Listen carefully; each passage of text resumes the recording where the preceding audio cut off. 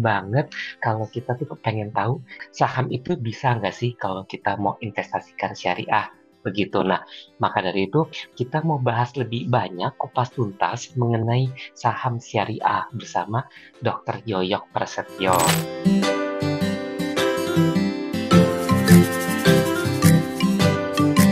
Terima kasih banyak dokter. Nah, pertanyaan pertama nih, kira-kira akhir-akhir ini dokter nih saat ini ngapain aja kegiatannya dokter Yoyok?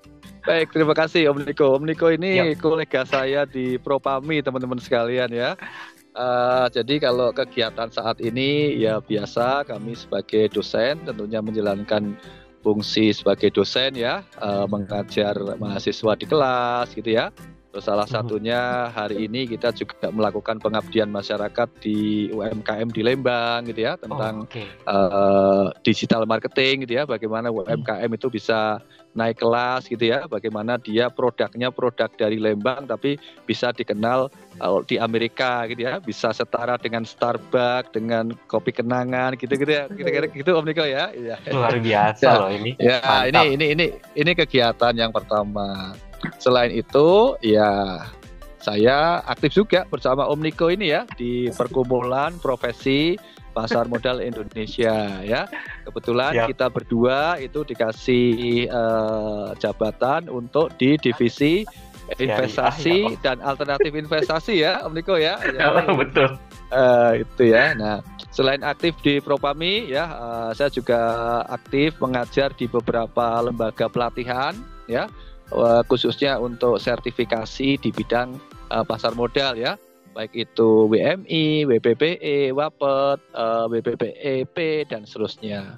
Dan terakhir saya juga menjadi salah satu asesor di LSP ya untuk skema pasar modal. Itu kira-kira Om Niko untuk kegiatan sehari-harinya Om Niko. Mantap dokter Yoyok nih, benar-benar sibuk banget ya dok ya, mengajar sana sini ya. Demi kita-kita loh ini. Makasih banyak loh dokter. Berbagi ini ya kita ya. Iya. Pasti dokter menjadi manfaat ya dokter Yoyok ya. Siap, baik, siap. Dok, izin nih dok. Banyak yang bilang di luar sana saham itu judi. Apalagi kalau kita lihat nih dokter, di luar sana tuh dok, banyak yang mengatakan saham gorengan jangan dibeli, cuman angetnya doang. Katanya gitu dokter, kan begitu ya. Jadi kita-kita nih yang banyak kawan-kawan yang syariah itu ya, itu nggak mau coba berinvestasi di saham, maunya di deposito aja. Nah dokter, boleh nggak sih dok sebetulnya jelasin sedikit, sebetulnya saham ini masuk ke dalam kategori syariah atau enggak? Itu satu dokter. Yang kedua adalah kan memang dokter udah ada tuh fatwa MUI yang katanya mengatakan bahwa saham itu bukan judi, kan begitu, tapi investasi. Tapi dengan maraknya saham gorengan dokter hari-hari ini banyak, itu sebetulnya gimana sih dok cara kita menyikapinya, menanggapinya supaya kita benar-benar berinvestasi saham ala syariah? Silakan dokter Yoyok. Ya, baik, terima kasih Om Niko ya.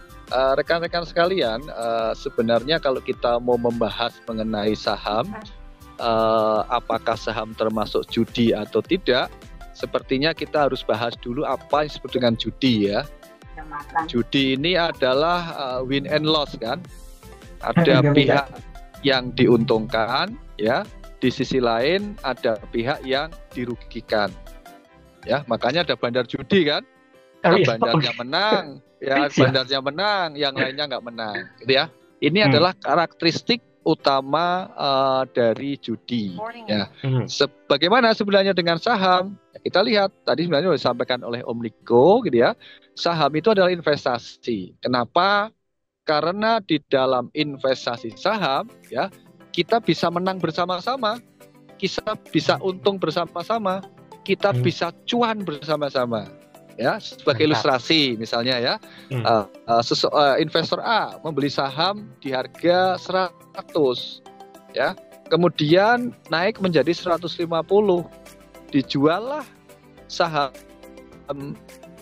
investor A tadi ke investor B seharga 150 ya, habis itu saham tadi naik menjadi 200 oleh investor B, dijuallah saham tadi ke investor C dan seterusnya. Artinya antara investor A dan investor B kan tidak ada yang dirugikan. Investor A cuan Rp50, investor B juga cuan Rp50. Tidak ada yang rugi dan tidak ada yang kalah. Ya, dari dua ilustrasi itu, ya, kalau tadi judi adalah ada yang kalah dan ada yang menang, gitu ya, maka di saham, ya, ada kemungkinan menang semuanya jika marketnya bullish. Begitu ya, Om Niko ya. Nah, siap menang semuanya dia. Kita, amin. Iya, kalau market bullish kan kita happy semua nih. Kalau IHSG naik, kita wah happy tuh. Mau beli apapun cuan. Namun demikian, ya, karena ini karakteristik dari investasi, bisa jadi justru tidak cuan semua, tapi bisa rugi semua kan, gitu kan? Kapan? Saat investor bearish. Saat investor bearish, jangankan ngomong cuan.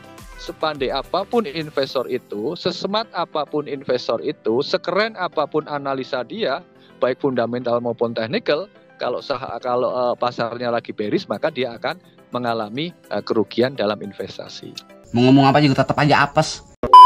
Nah, kira-kira begitu Om Niko ya. Jadi karakteristik secara mendasar investasi dasar itu tidak memenuhi kriteria judi tadi, yang selalu ada menang dan ada yang kalah. Kenapa? Karena di saham kalau pasarnya bullish itu akan menang semua.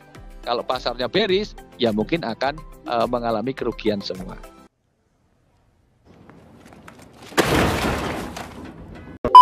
Oke. Dok, izin tanya. Yep. Tapi kan dok, kita juga tidak bisa menutup mata nih dok. Karena kan kalau tadi katanya kalau judi ada bandarnya kan gitu dokter. Apalagi kalau akhir-akhir ini kita tuh kena ada yang katanya saham gorengan gitu loh dok. Kadang kita beli nanti naik tiba-tiba buntung aja. Nah itu apakah bisa dianggap sebagai judi dokter? Kalau misalkan kita tiba-tiba kita beli, kita naik, anggaplah dokter fundamentalnya memang nggak bagus, tapi tiba-tiba harganya naik. Sebetulnya kita masih bisa menganggap itu syariah nggak sih dok sebetulnya? Itu haram hukumnya Bu. Baik, jawaban ini bisa kita peroleh dari Benjamin Graham nih, Om Niko nih. Ini Benjamin Graham di dalam bukunya The Investor Intelligence ya, buku yang bestseller ya. Di situ Benjamin Graham sudah menuliskan ya perbedaan mendasar antara investasi dan spekulasi. Oke. Nah, Benjamin Graham mengatakan bahwa yang namanya investasi itu adalah kegiatan yang diawali dengan analisa yang mendalam. Ini statement dari Benjamin Graham. Sementara ya, kegiatan yang tidak diawali dengan analisa yang mendalam, maka sebenarnya itu bukan investasi, tetapi adalah spekulasi.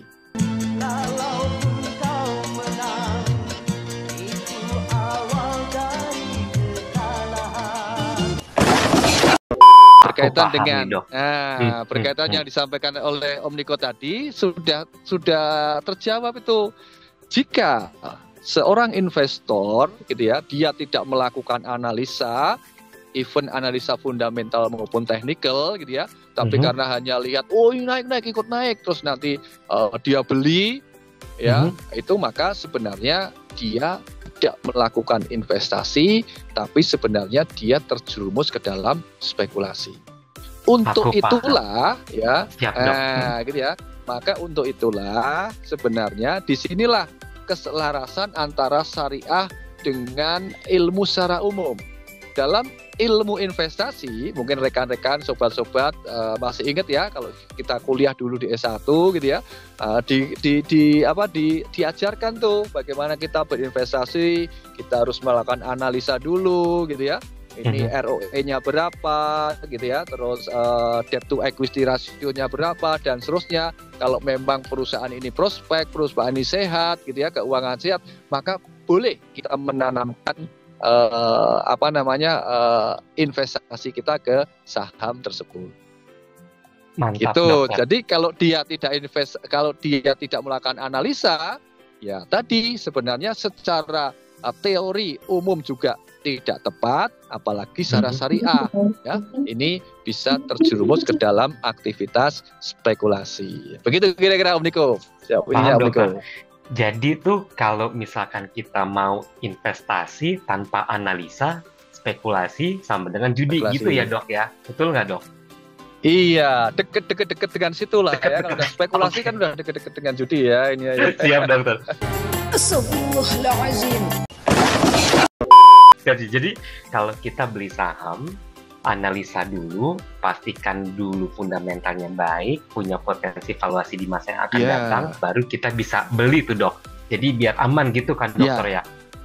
Iya, untuk mengurangi resiko. Iya, Oke, untuk mengurangi resiko, maka kita melakukan analisa fundamental, boleh ditambah dengan technical, ya kan, untuk menentukan kapan waktu yang tepat untuk beli dan untuk jualnya. Karena terkadang saham itu secara fundamental bagus gitu ya, tapi secara technical belum kemana-mana gitu kan. Karena nggak cuan juga kita gitu kan. Maka kan saya kira dua analisa ini saling melengkapi ya, analisa fundamental dan analisa technical. Begitu Om Niko. Mantap dokter. Makasih banyak dok. Lanjut lagi nih dok. Nah dok, kalau investasi saham itu bisa kita anggap syariah dokter ya, kan bulan ini kalau nggak bulan depan katanya sih gitu ya dok, dalam waktu dekat bursa akan menggunakan short selling yang konon katanya juga sudah dianggap sama Majelis Ulama Indonesia bahwa itu adalah haram. Kan begitu dok. Itu maksudnya gimana sih dok? Kan kita main di investasi saham yang memang katanya syariah, tapi satu sisi ada short selling yang dianggap itu haram. Jadi gimana tuh dok cara kita menyikapinya? Apakah kita udah nggak boleh main saham lagi, atau kita sebetulnya masih boleh main saham tapi tidak menggunakan fitur short selling? Silakan dok. Baik, terima kasih Om Niko. Letak kesyariahan saham adalah pada letak akadnya ya. Saham itu dianggap syariah gitu ya, karena akadnya adalah akad syirkah, akad kerjasama kan, antara siapa? Antara emiten dengan investor ya. Nah, sekarang kaitannya dengan short selling. Dengan short selling ini adalah definisinya adalah kita tidak punya saham gitu ya, tapi kita melakukan penjualan saham. Gitu ya, ini ya. Nah, disinilah bertabrakan dengan sabda Rasulullah Shallallahu Alaihi Wasallam, ya, di mana beliau bersabda, "Malaisa indak." Kata Rasulullah, ya, janganlah kalian menjual sesuatu yang kalian tidak punya. Ya, jadi kalau kita nggak punya motor, nggak boleh kita jual motor. Iya, gitu kan?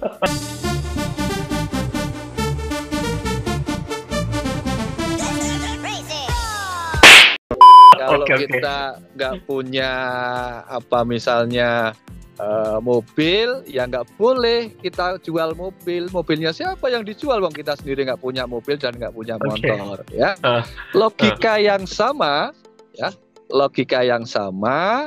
kita analogikan dengan saham. Kalau kita nggak punya saham, masa kita boleh menjual? Masa kita bisa jual saham? Kan nggak bisa juga.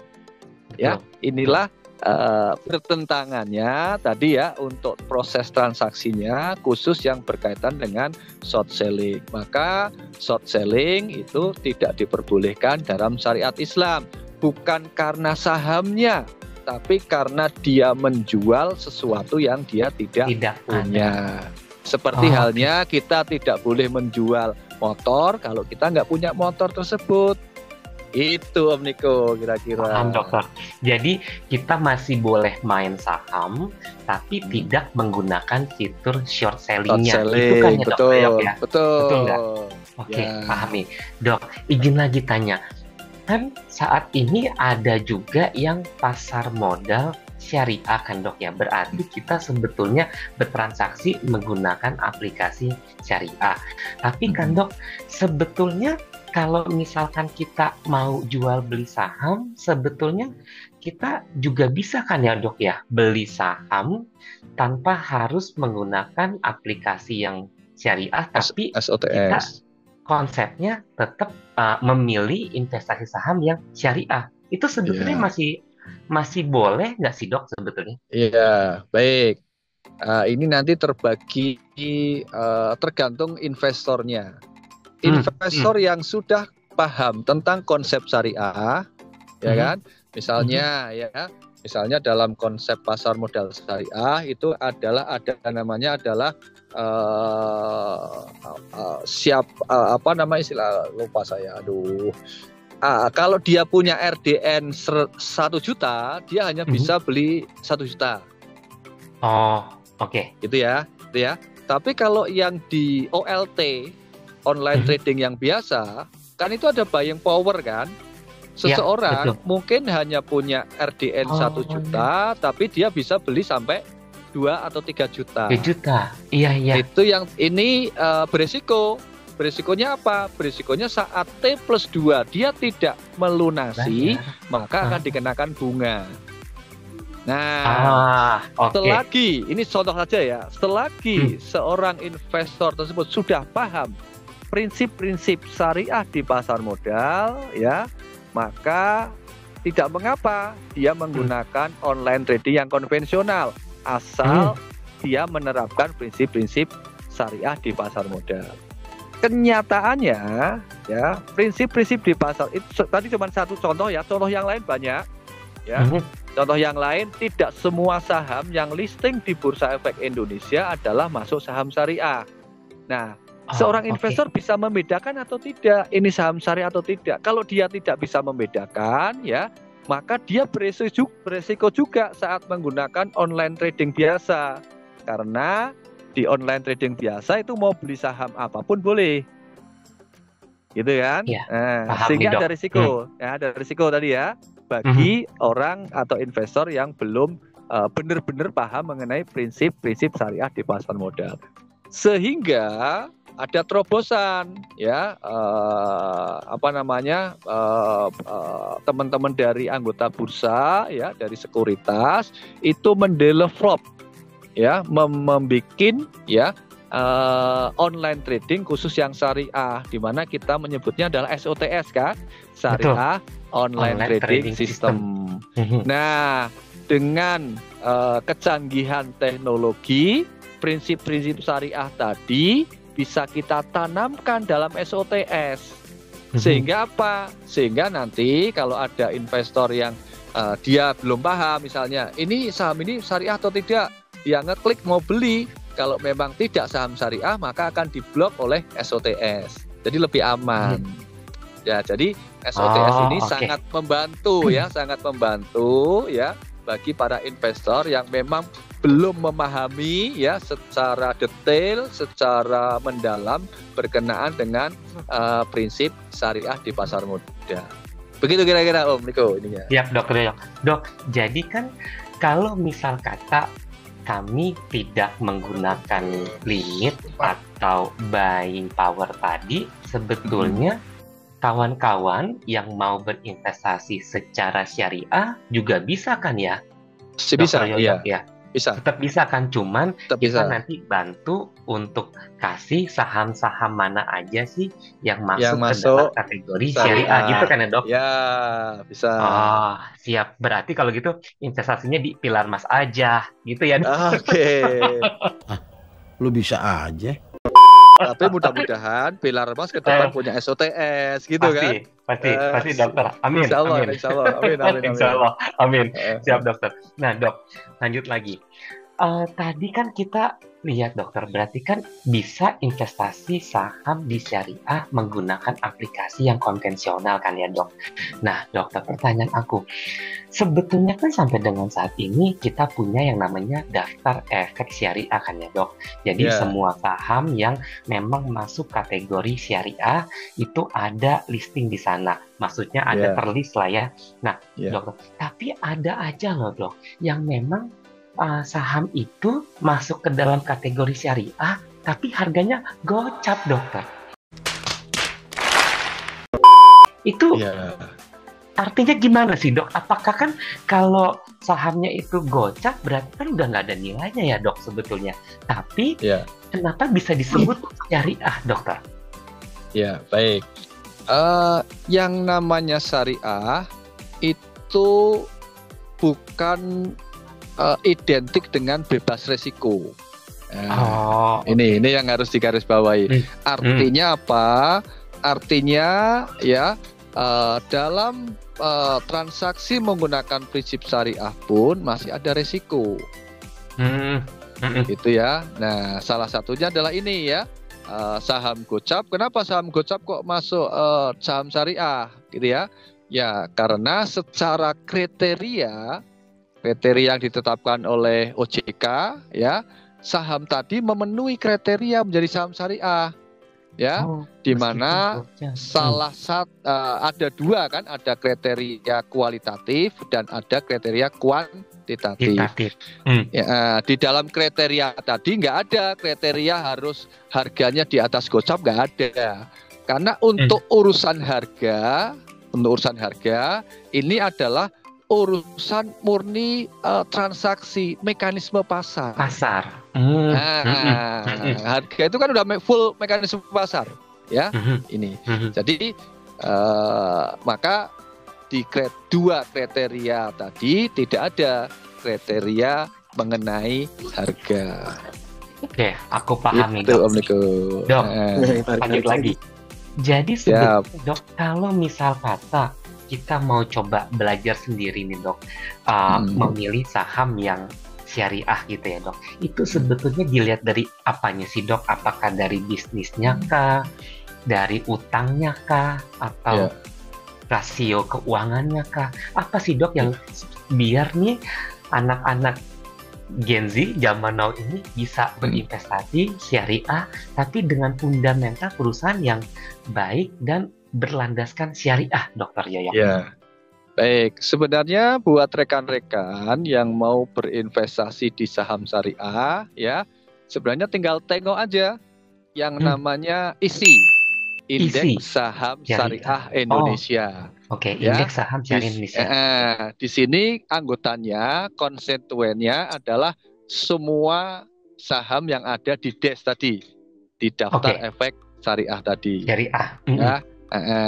Itu kalau kita mau ngomong secara umum ya, jadi tinggal pilih aja yang ada di situ. Masalahnya yang ada di isi ya, itu kan jumlahnya banyak sekali. Banyak Dokter, iya betul Dok. Ini aku lagi lihat nih Dok. Ada mungkin 500 hampir lebih, 560, 570-an kalau nggak salah kan. Betul ya. Banyak ya. Dari situ masih ada risiko kan. Kita pasti, belum memfilter resiko pasar. Misalnya resiko likuiditas, maka ya bisa jadi ya kita tidak mencukupkan diri mengacu kepada isi, kita mengacu kepada JII, Jakarta Islamic Index. Ya, di mana JII ini ya anggotanya, konstituennya lebih kecil daripada isi, karena sudah difilter lagi. Salah satu kriterianya untuk masuk JII adalah anggota isi tapi yang liquid. Anggota isi tapi yang liquid, teman-teman. Yang lebih liquid. Jadi yang maksudnya masih ada jual belinya ya Dok ya? Masih ada transaksinya ya? Ya, likuiditasnya tinggi di Bursa Efek Indonesia, sehingga dengan seperti itu ya kita bisa mengeliminir resiko likuiditas di bursa. Ya, jadi kalau untuk teman-teman yang pemula, saya kira tengoklah saham-saham yang ada di JII ya, itu jauh lebih resikonya lebih rendah ya dibandingkan dengan saham yang hanya sekedar masuk di isi. Begitu Om Niko, kira-kira Om Niko. Mantap Dok. Ini sih kalau aku lihat sih Dok, kayak sahamnya S Hardware, ada Antam juga, ada BRIS juga, ada BRPT, ada XL. Bagus-bagus sih Dok. Betul sahamnya. Ada INDF, ada Kalbe Pharma. Wah, luar biasa. Ada Pegas juga. Jadi kita bisa ambil nih Dok ya. Dari bisa ya. Itu. Dari JII ya, anggota JII ya. Betul. Berarti ambil dari JII, tapi kita pastikan lagi fundamentalnya baik adanya dan punya potensi valuasi gitu ya Dok ya, buat nanti yang akan datang. Mantap Dok.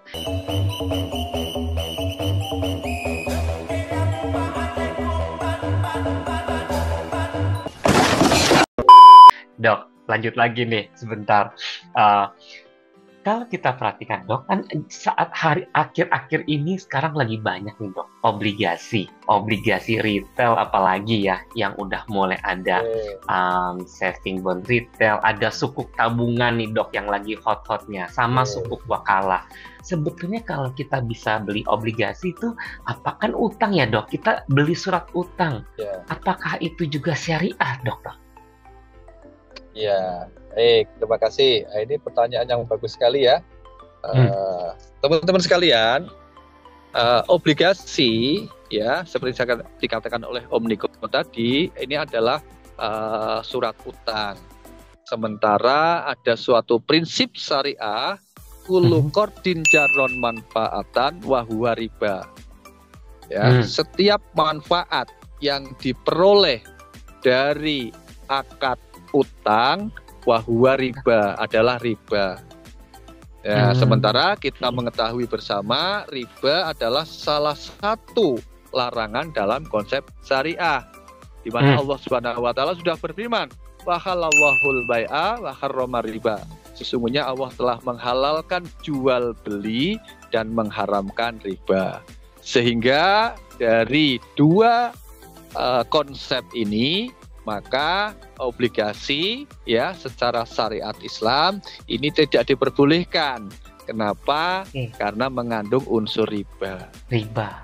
Begitu Om Niko. Nah dok, tapi kok ada muncul namanya sukuk tabungan atau sukuk retail? Itu maksudnya gimana tuh dokter? Nah siap, bagus ini Om Niko ya. Nah pancing terus soalnya, pancing terus. Ya. Di satu sisi obligasi itu mengandung unsur bunga yang tidak diperbolehkan oleh umat Islam ya. Sementara sementara mayoritas penduduk di Indonesia kan Muslim. Betul. Nah, betul. Maka sebenarnya ada kebutuhan ini. Bagaimana kita bisa mendevelop suatu produk ya yang mana itu tidak melanggar syariat Islam. Sehingga dibikinlah ya atau dikreasikanlah ya obligasi tadi ya menjadi sukuk. Lantas di mana perbedaannya? Perbedaannya pada akadnya. Kalau sukuk kalau obligasi tadi kan akadnya utang. Ya kan? Nah, maka dalam sukuk dibikin akadnya bukan akad utang. Tapi nanti ada beberapa akad, salah satunya adalah akad mudharabah atau akad bagi hasil. Itu sehingga sukuk diperbolehkan gitu ya. Kenapa? Karena tidak menggunakan akad utang yang ada unsur ribanya, tapi menggunakan akad bagi hasil. Itu kira-kira Om Niko perbedaannya. Berarti semua itu kembali ke akad nih Om ya. Berarti semua kembali ke akad. Akad itu yang menentukan apakah suatu efek itu baik saham maupun obligasi syariah atau enggak. Gitu kan ya Dokter Yoyok ya? Atau tidak ya. Ya, salah satunya ya, tapi bukan satu-satunya. Salah satu kriterianya adalah akad, tapi bukan satu-satunya ya. Nanti akan ada syarat yang lain kan? Betul. Kan? Ingat ya, akad bukan akad nikah nih ya Dok. Beda lagi. Bukan ini. Bukan. Tapi Gen Z juga harus cepat-cepat akad nikah ini kan. Jangan sampai sudah berakad dengan saham, sudah berakad dengan sukuk tapi belum nikah kan gitu kan. Siap.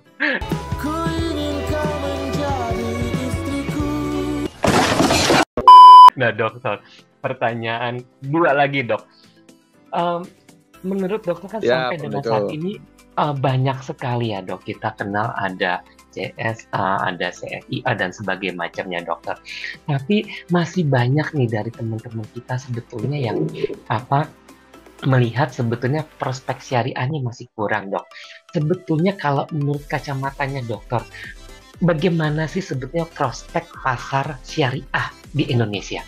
Apakah sebetulnya kita kalah jauh kalau kita bandingkan dengan Malaysia yang memang udah mature banget, udah fasih banget, atau sebetulnya kita tuh benar-benar kayaknya udah nggak ada prospeknya syariah? Menurut dokter gimana tanggapannya? Ya, baik. Terima kasih Om Niko. Yang pertama, kita melihat potensi dulu. ya. Potensi. Potensi pasar syariah di Indonesia luar biasa. Luar Ya, biasa. sangat luar biasa. Ya, ininya. Pertama dari potensi penduduk Muslim sendiri yang cukup besar. Yang kedua, potensi dari investor dari Middle East. Ya. Oh, Dari oke. Timur Tengah, ya, Timur yang Tengah. notabene ya Timur Tengah itu punya hubungan baik kan dengan Indonesia kan, Betul, gitu kan, ini kan, betul, ini Dok. juga potensi, ya. Mhm. Nah, potensi tadi ya memang belum tergarap secara maksimal, ya kan. Nah, berbeda dengan Malaysia, ya, yang memang secara regulasi ya memang sudah sangat matang mereka. Ya, dukungan dari kerajaan terhadap industri keuangan syariah di Malaysia itu sudah luar biasa. Nah, kita sebenarnya cukup bersyukur ya di era Pak Jokowi Ma'ruf kemarin, gitu ya. Pemerintahan ini punya visi dan misi ya untuk mengalihkan ya kiblat ekonomi syariah dunia dari Kuala Lumpur, dari KL ke Jakarta. Ya. Mantap. Ini kan, nah ini mudah-mudahan nanti diteruskan ini ya oleh pemerintahan Pak Prabowo Gibran ya, karena betul. memang potensinya besar, ya tinggal didukung oleh pemerintah, ya gitu ya. Kalau pemerintah mendukung seperti kayak di Malaysia, waduh, optimis ya, Jakarta akan menjadi kiblat ekonomi syariah dunia menggantikan Kuala Lumpur.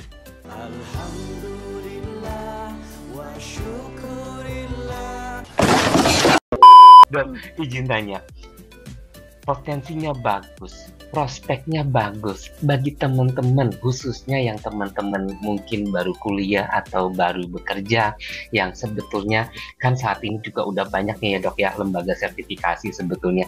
Kira-kira kan ada, kita memang dari dulu ya Bursa Efek Indonesia itu kenal yang namanya ahli syariah pasar modal Indonesia. Tapi kan seperti yang kita berdua tahu ya Dok, bahkan per kemarin aja baru yang lulus tuh mungkin baru ratusan orang kan Dok, kecil 80 sekali. kalau nggak salah, 80, kecil sekali Dok. Dan marketnya itu ikan besar, big fish banget kan gitu Dok. Sebetulnya menurut Dokter kalau misalkan bagi teman-teman nih yang mau coba ngambil ahli syariah pasar modal tuh kemana, gimana caranya supaya bisa mengikuti jejaknya Dr. Yoyok Prasetyo nih, ahli dan expert di bidang syariah pasar modal. Aku mah masih pemula, ajarin dong sepuh. Baik, terima kasih. Yang pertama mungkin kita perlu luruskan ya, yang namanya ahli syariah pasar modal atau ASPM ini diperuntukkan untuk menjadi DPS, Dewan Pengawas Syariah. Oh, ya, oke, DPS. Baik di aset manajemen, ya kan, maupun di lembaga-lembaga lain yang berkaitan dengan pasar modal syariah. Ya, sehingga apa? Ya, sehingga memang karena DPS itu kan satu institusi itu kan paling butuh 2-3 Om Niko. 2-3. Jadi enggak, iya kan DPS nggak mungkin banyak, kan? Itu kan? Karena Dewan Pengawas. Kalau sendiri nggak bisa juga, nanti namanya dewean kalau sendiri kan. Yen kon berjuang dewe, sing penting kowe bahagia ending. Makanya kalau dewan itu minimal 2 kan, bukan dewan pengawas syariah kalau 1, maka 2 minimal kan. Nah, itu DPS, ASPM memang diperuntukkan untuk DPS. Jadi sebenarnya untuk menjadi seorang atau ya kita menekuni pasar modal syariah gitu ya, kita belajar aja terus berkenaan dengan itu. Kenapa? Karena DPS itu tidak hanya satu-satunya pekerjaan yang berkaitan dengan syariah, ya. Teman-teman, kalau expert di syariah itu Bursa Efek itu sekarang udah punya divisi kan, punya divisi syariah. Betul, ya divisi kan? Syariah. Terus nanti ada beberapa bank, ya itu juga sudah membuat divisi syariah. Syariah, ya betul. Kan? Mereka jual bisa juga tuh Om sebetulnya. Iya, ya kan sekarang udah mereka jual reksadana syariah, ada jual ST tadi ya, SPSN gitu kan. Jadi peluangnya cukup banyak. Bisa juga nanti teman-teman yang ada di bekerja di SOTS, Syariah Online Trading System. Oh, Ya. itu harus ada tuh ya dok ya izinnya. Izinnya harus ada. Izinnya belum ada. Nah, ini Oh, yang kemarin sempat saya coba Angkat ya dok ya. sampaikan, gitu ya, Aku ingat nih. bahwa kita sepertinya membutuhkan sertifikasi syariah di bawah ASPM. Betul. Gitu ya ininya ya. Kenapa? Karena kalau SPM itu memang diperuntukkan untuk DPS. Jadi memang wajar kalau hanya sedikit gitu ya ininya ya. Betul. Tetapi untuk mendorong ya tadi ya mendorong perkembangan industri pasar modal syariah yang masih terbuka lebar tadi ya. Kita butuh tuh sertifikasi syariah tapi yang di bawah ASPM. Nah ini PR kita juga nih Om Niko di Propamdi kan. Kemarin kan kita sudah sempat mau ketemu dengan di SNMUI gitu kan. Betul. Mudah-mudahan ke depan ya kita bisa mendorong ini sehingga nanti ada sertifikasi syariah gitu ya yang levelnya di bawah ASPM yang memang itu diperuntukkan untuk para expert di bidang pasar modal syariah gitu ya untuk ikut serta mengembangkan industri pasar modal syariah ini ke depan di Indonesia. Gitu Om Niko kira-kira. Iya. Dok, izin lagi tanya. Ini kalau seperti kayak aku boleh ikutan dok? Mungkin yang maksudnya dalam arti mungkin beragama lain itu sebetulnya apakah masih diperkenankan untuk ikut atau sebetulnya tidak boleh ikut dok? Iya, baik. Wah, ini pertanyaan menarik ini ya.